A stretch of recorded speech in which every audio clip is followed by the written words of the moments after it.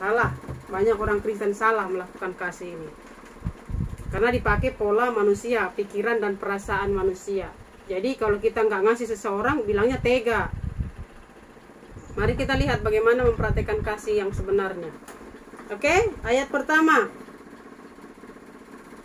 Sekalipun aku dapat berkata-kata. Nah, lihat ini. Orang yang artinya dikasih kelebihan banyak dari Tuhan. Sekalipun aku dapat berkata-kata dengan semua bahasa manusia dan bahasa malaikat. Sampai sini coba bayangkan berapa jenis bahasa manusia. Banyak. Wah, coba ya, banyak. Terus termasuk bahasa malaikat. Berarti udah luar biasa nih. Bayangkan dulu nih, udah benar-benar luar biasa ini kemampuan. Tapi jika aku tidak mempunyai kasih, aku sama sekali, aku sama dengan gong. Tahu gong? Iya. Ini harus pastikan dulu. Mama Putri tahu gong? Tahu ya, kalau peresmian itu pasti pernah dipukul itu sama pejabat. Sampai 3 kali. Nah, terus dan canang yang gemerincing. Kalau canang tahu? Yang di kaki. Ya. Jalan kaki. Ya.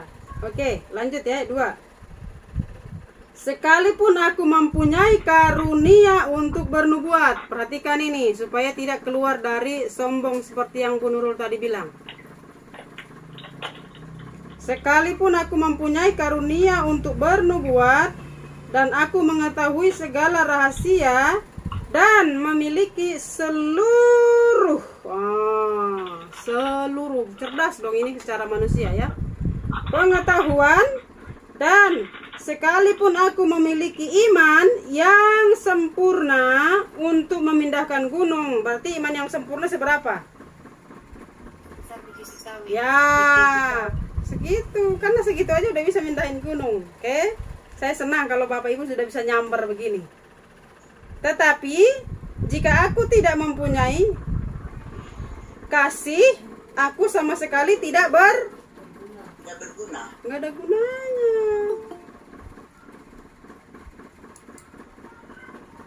Tiga, dan sekalipun aku membagi-bagikan segala sesuatu yang ada padaku, berarti bicara harta ya, bahkan menyerahkan tubuhku untuk dibakar, perhatikan, tetapi jika aku tidak mempunyai kasih sedikit pun,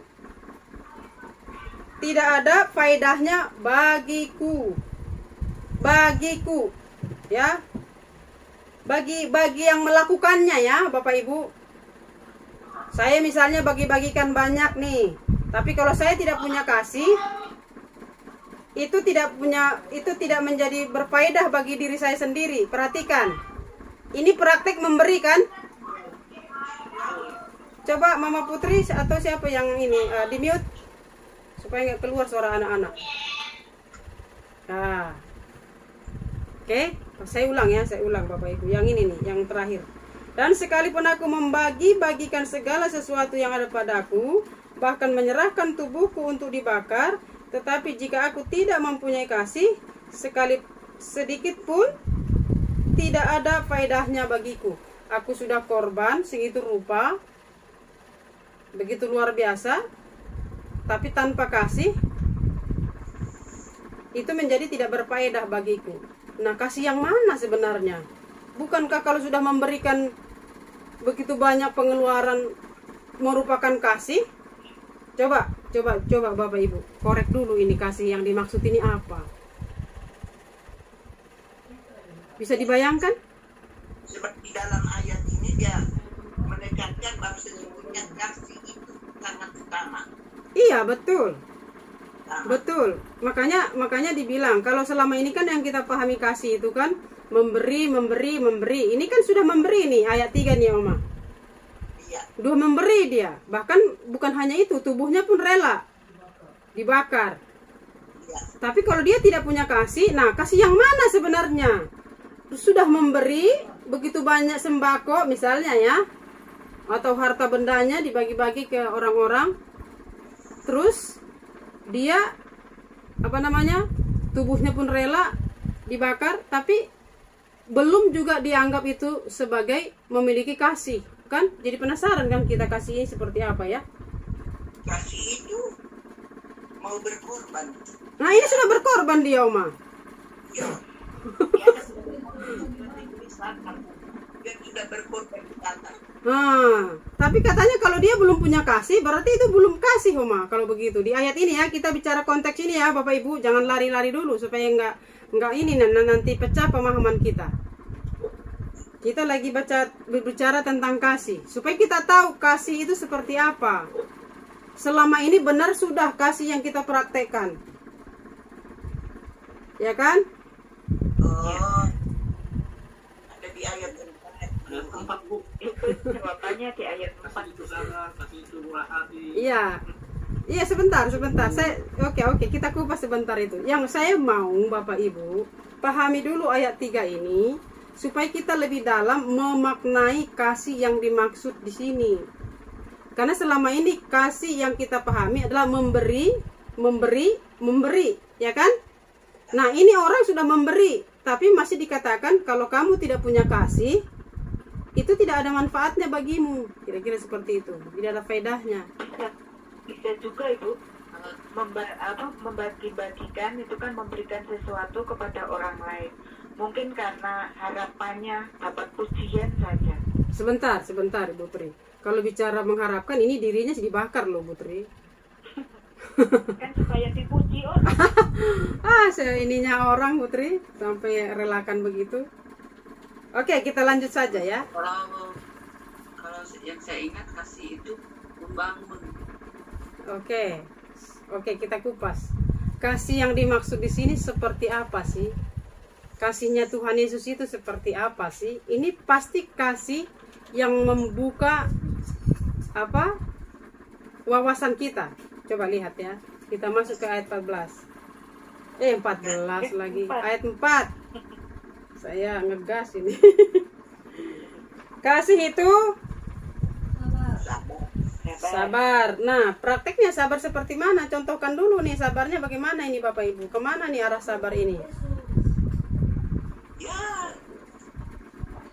Coba praktekkan dari pemaparan ayat 3 ke atas.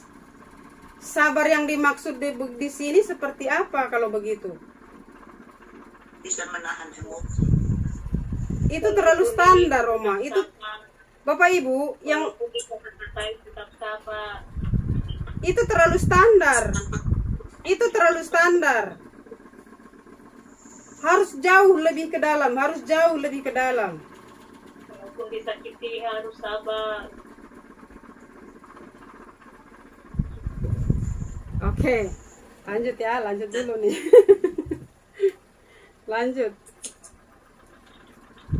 Kasih itu sabar, kasih itu murah hati, ia tidak cemburu, ia tidak memegahkan diri, dan tidak sombong.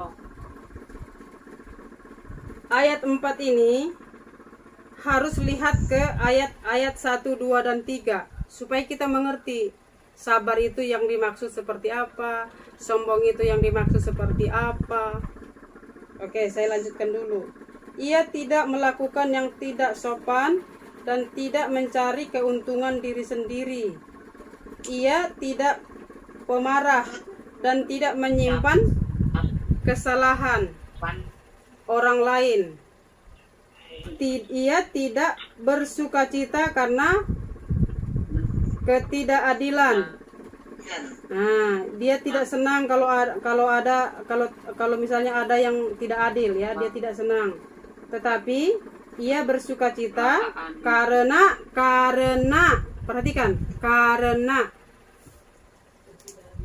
kebenaran. Iya. Jadi orang bersukacita karena kebenaran.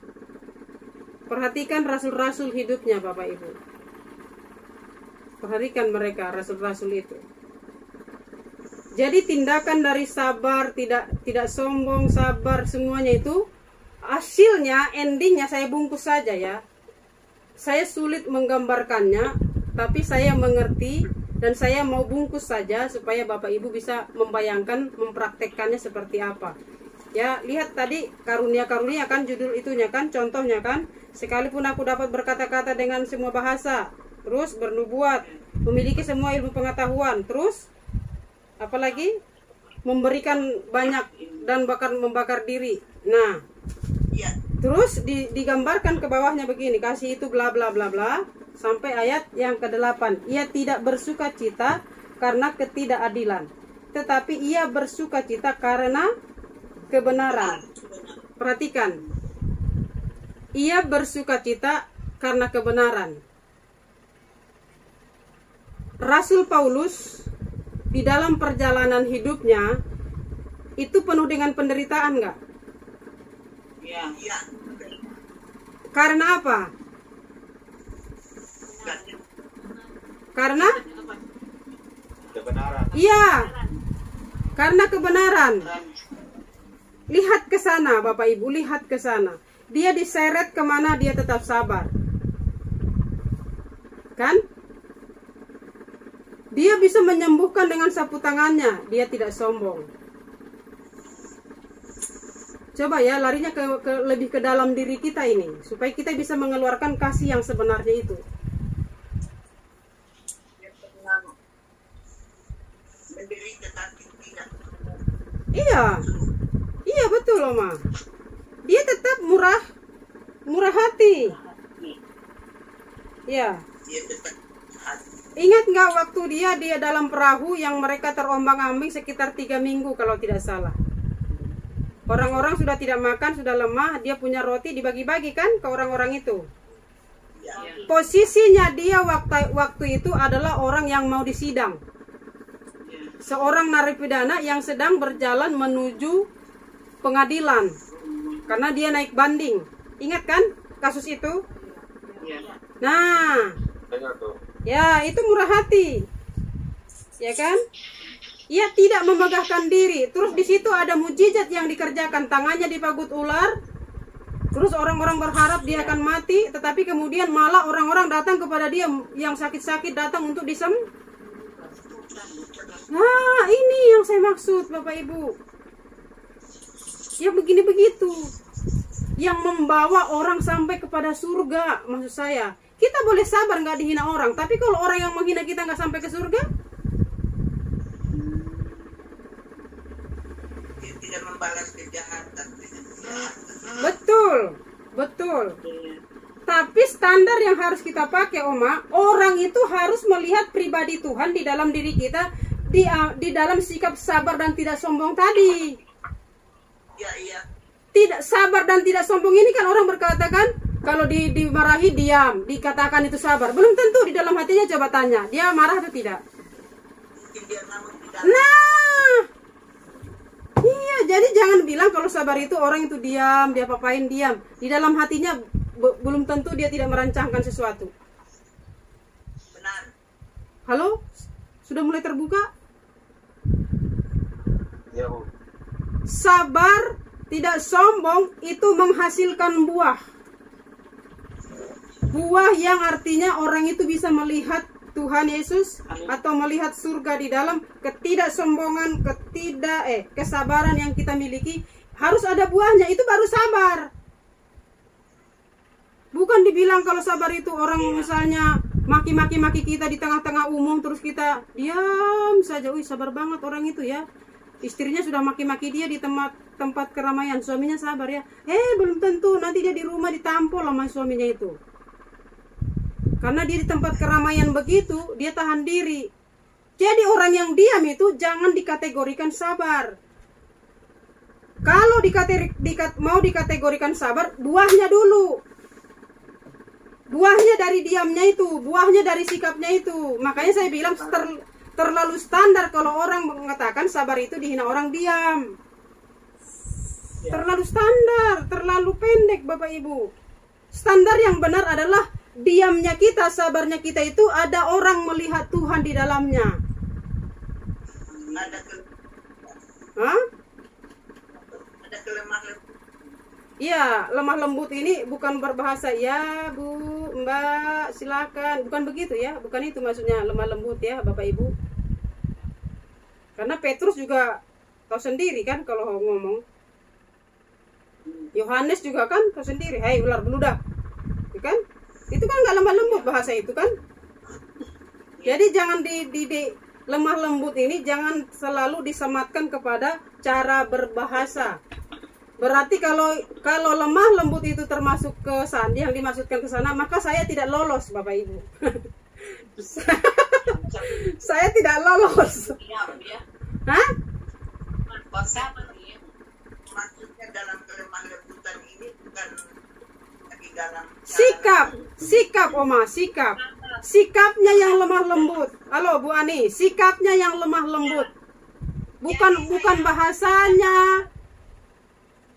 Bukan. Ketika saya sabar, saya tunjukkan bahwa dia ini dengan kesabaran yang saya lakukan, maka orang bilang begini, nah itulah orang Kristen. Ya. Sikapnya yang lemah lembut, bukan suaranya. Karena orang yang keras suaranya itu belum tentu nggak lemah lembut sikapnya. Iya betul. Saya Ibu Karolin kan keras suaranya. Makanya saya bilang tadi, kalau lemah lembut itu dibawa kepada tutur kata, bahasa saya tidak termasuk. Saya tidak lolos. Saya nggak masuk ke bagian itu. Karena saya tidak bisa. Yang penting bahwa ketika kita melakukan sesuatu dan orang lihat, oh itu Tuhan Yesus di dalamnya. Iya, jadi sikapnya yang lemah lembut ya Bapak Ibu. Kenapa saya bilang sikapnya yang lemah lembut? Kalau dia tidak lemah lembut berarti ada pemberontakan di dalam. Mana ada di dalam Tuhan pemberontakan?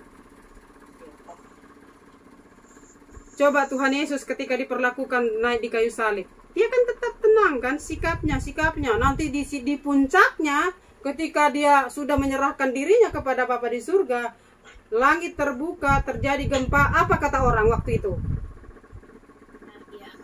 Iya,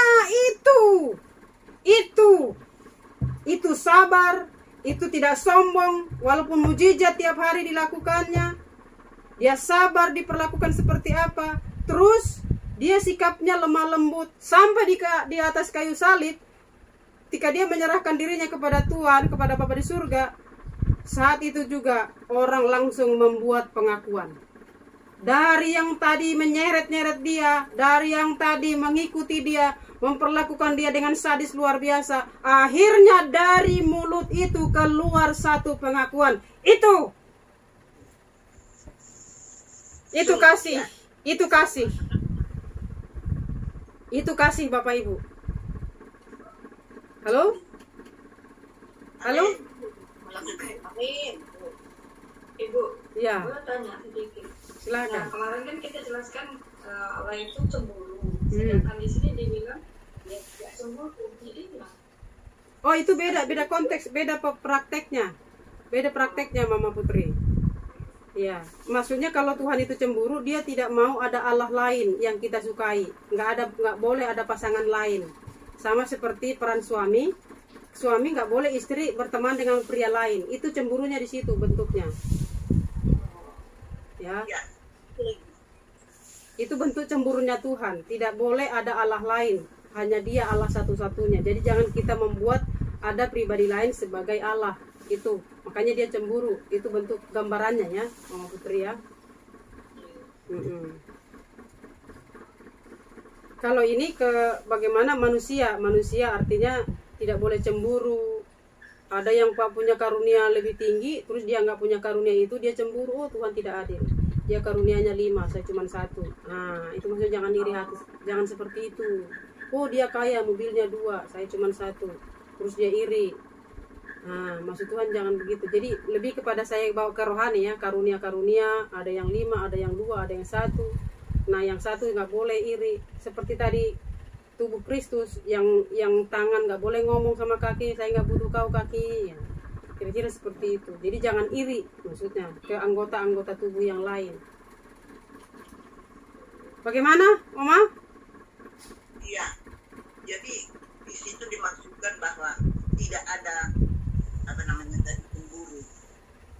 Ayat berapa lagi tadi? Oma bahas cemburu.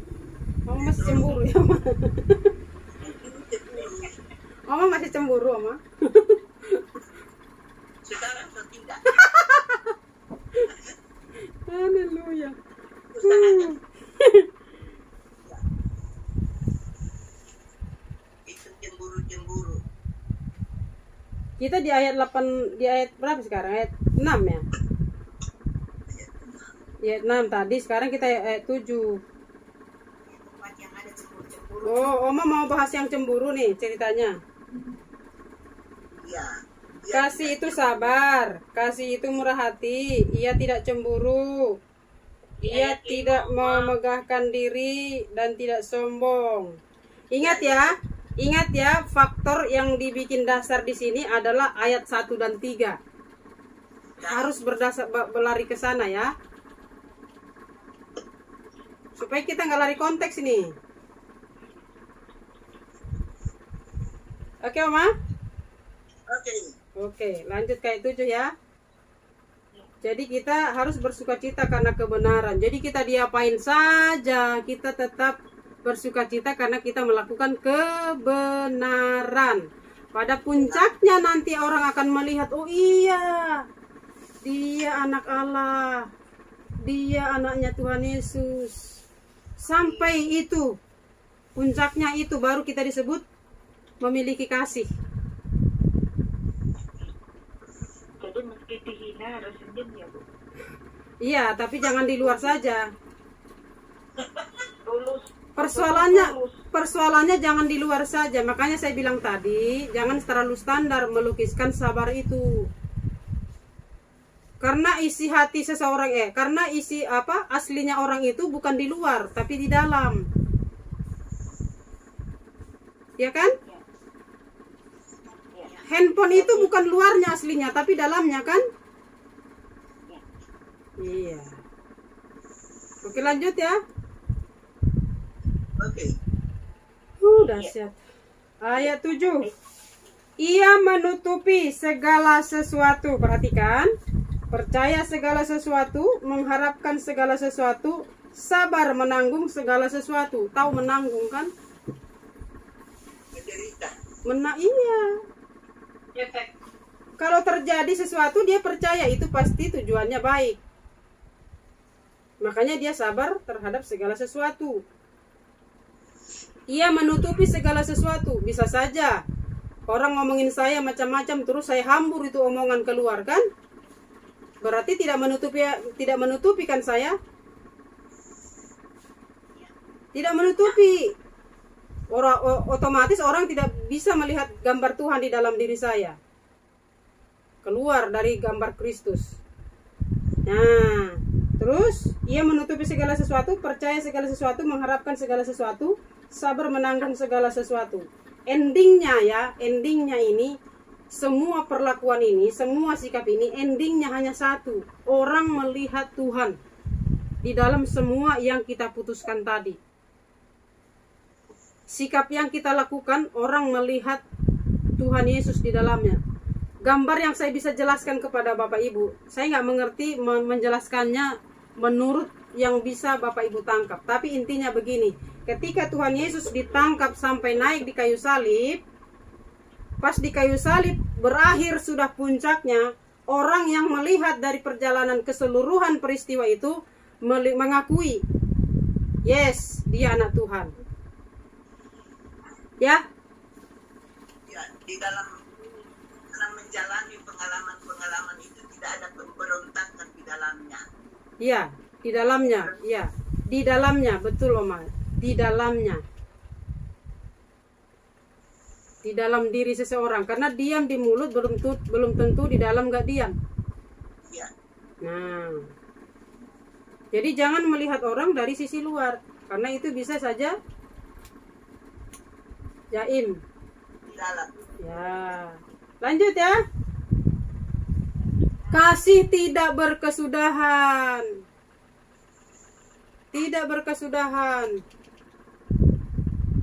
Nubuat akan berakhir, bahasa roh akan berhenti, pengetahuan akan lenyap, sebab pengetahuan kita tidak lengkap dan nubuat kita tidak sempurna.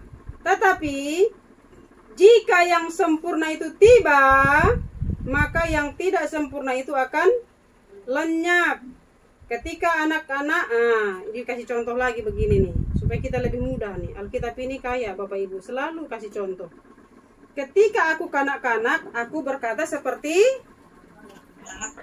coba waktu anak-anak berantem, ngomongnya seperti apa udah tahu kan? Pernah anak-anak semua kan kita kan? Apalagi. Iya, jadi Tuhan ini selalu menempatkan kepada diri kita pengalaman pribadi. Waktu kecil lihat orang berantem, anak-anak kecil. Bahasanya kan nggak ada remnya, mau benar mau salah, pokoknya keluar aja sekeluar-keluar mereka. Namanya kecil kan, belum tahu bahasa-bahasa kebenaran, bahasa-bahasa yang patut dikeluarkan, belum ngerti. Pokoknya ngomong saja seperti anak kecil pada umumnya kan. Ketika aku kanak-kanak, aku berkata seperti kanak-kanak. Nah, aku merasa seperti kanak-kanak. Aku berpikir seperti, jadi kata-katanya, rasanya, pikirannya, semuanya nangkap nggak ini? Aduh, jangan saya balap ini kalau Bapak Ibu belum nangkap, saya pelan ini. Nangkap Bu. Grace, nangkap? Nangkap Bu. Iya. Bu Mawar, nangkap? Angkat Bu. Puji Tuhan ya. Ya. Sedikit pedas-pedas di sini. Jangan terkaget-kaget ya, Mawar. Memang begini. Ini kita bicara yang original saja ini. Iya Bu. Jadi ketika dia anak-anak, dia berbicaranya, berpikirnya, perasaannya sama seperti Kanak-kanak. iya. Jadi benar-benar seperti anak-anak kalau dia masih anak-anak.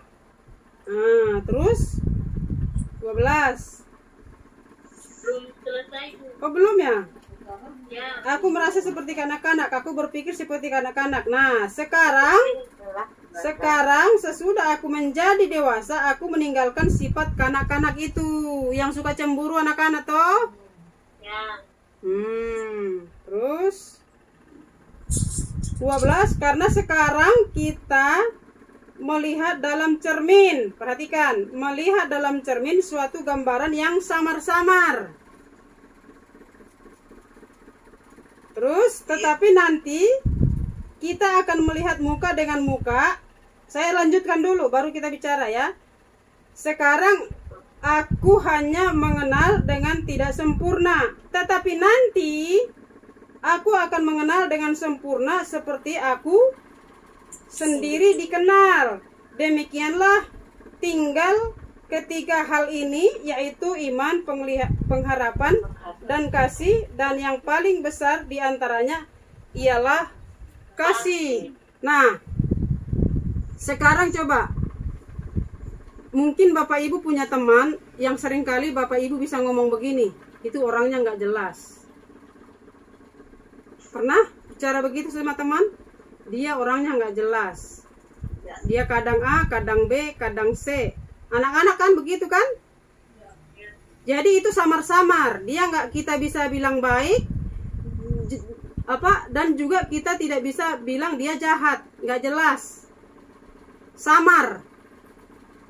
Jadi kalau dia ngaca, dia tidak bisa melihat bentuk yang sebenarnya.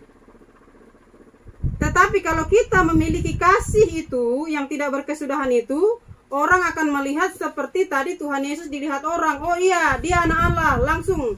Kalau sebelumnya kan dia dibilang, oh dia menghujat Allah, dia menyamakan dirinya dengan Allah. Itu kan tuduhan orang kan? Nah, tapi karena Tuhan mengambil sikap yang lemah lembut, sampai di puncaknya langsung muncul penilaian yang sempurna. Terlihat wujudnya, yaitu satu kata apa? Anak Allah. Bapak Ibu nangkap nggak ini ya? Bu Nurul nangkap nggak? Nangkap sekali. Puji Tuhan. Saya berusaha berkata-kata sesederhana mungkin. Saya ulang dengan bahasa yang tidak jelas itu. Kita punya teman di luar sana, punya kepribadian yang tidak bisa dipegang. berarti dia samar-samar kan? Kita tidak bisa bilang dia jujur, kita tidak bisa dia orangnya baik, dan segala macam yang bisa kita katakan. Berarti kita simpulkan dengan satu kalimat tidak jelas. Nah, di dalam diri kita, orang berkata seperti itu di awal-awal, samar-samar. Tapi pada akhirnya ada satu kesimpulan ketika orang melihat kita melalui semuanya itu dengan satu kalimat, oh dia anaknya Tuhan Yesus. Maka orang akan datang, emang Tuhanmu seperti apa sih? Kok kamu sesabar itu? Kok kamu sehebat itu? Itu. Jadi orang pengakuan. Artinya kasihnya disimpulkan adalah kasih yang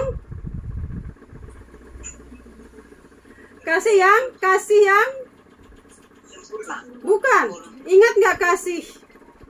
Kasihnya adalah kasih yang menyelamatkan, Bapak Ibu. Kasih Tuhan Yesus di kayu salib adalah kasih yang menyelamatkan. Jadi kasih yang harus kita praktekkan menyelamatkan orang-orang yang berbenturan, yang berhadapan dengan kita tadi. Dengan satu kata terakhir mereka, yes, dia anaknya Tuhan Yesus. Berarti Tuhannya benar-benar Tuhan yang hidup.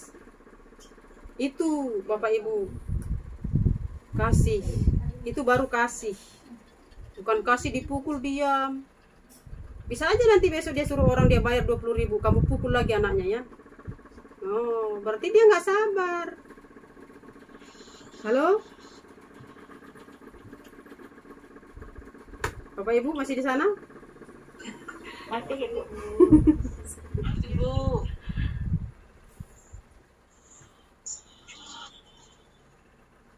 Luar biasa loh Bapak Ibu. Udah jam 6 ini. Pas waktunya habis. Bagaimana Oma? Udah tahu ya, kasih yang dimaksud di sini adalah kasih dengan satu kesimpulan. Kasih yang menyelamatkan orang-orang yang berhadapan dengan kita tadi. Iya. Itu kasih. Dan itu kasih tidak berkesudahan. Permisi Bu, kalau Silakan Bu Endang. di sini saya mau bersaksi, saya sangat bersyukur